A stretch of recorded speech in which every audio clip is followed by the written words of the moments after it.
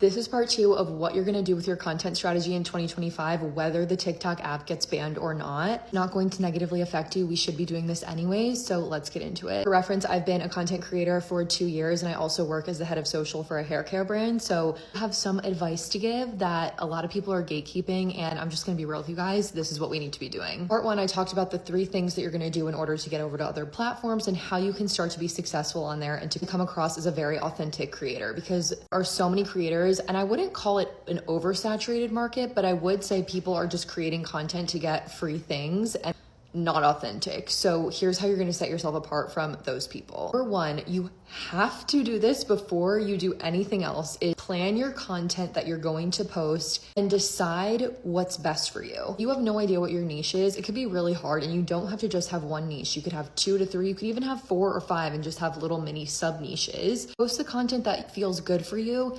See what's performing well and helping you build a community, and then take that from there and form your niche. You don't want to be creating content just for the sake of creating content. Of course, it's like post your content. Yes, anything can get likes and attention and form your new niche. It's always changing, but having a plan is really important for your productivity. So once you have this down, then you can go into how many times you think is realistic for you to post per week at a minimum. So say it's like 1 post on Instagram stories, TikTok, if TikTok stays, and YouTube shorts.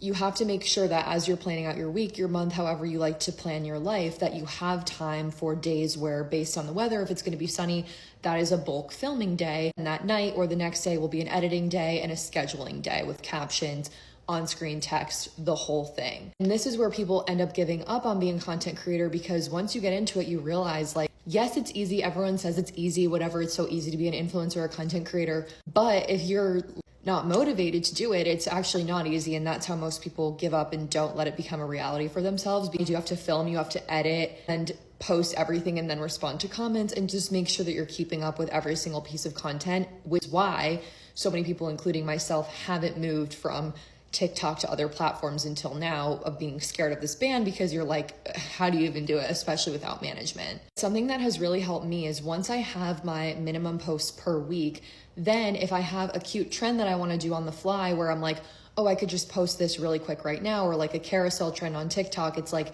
you already know that you have your piece of content that's going live, but then now you have a couple more throughout the week that just come on, like even like a fit check or something cute that you're just like can create on the fly and post it, just to have a few additional posts a week. And the final facet of this posting schedule is making sure that each post has a purpose to it. So starting a content series is really important in 2025. And don't copy someone else. Do a content series that makes sense for you, that could create shareability and education based on the people who follow you and what content you think people want to see. Create your content series, but then every other piece of content, make sure that it has a purpose of like, why are you posting this? Some of it could be for fun, some of it could just be for likes and to engage with your community, but a lot of it has to be educational and shareable content, whether it's funny, whether it's relatable, whether it's teaching someone something. That is what's going to get the follow from people. I've posted a bunch of videos that have gone viral of like me unboxing shoes, which is great. And yes, it could get you commission on Like to Know It,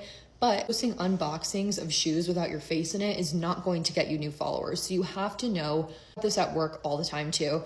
You have to know what the point of your post is for. I would really recommend getting a planner of some kind, whether it's digital or paper. I prefer paper, and I will link the one that I just ordered. I'm so excited about it, to really get ahead of the game in 2025 in terms of content and just have fun with it. I feel like that's the one thing that I didn't say. I love being a content creator. I love switching it up sometimes. You can take my advice with a grain of salt, like you don't have to follow it. I do think that consistency is key when it comes to content. Really just making it a separate full-time job for yourself is the only option. Get it to work. Make sure to follow me here and on Instagram for more updates on how you can really put yourself ahead of the game in terms of content in 2025.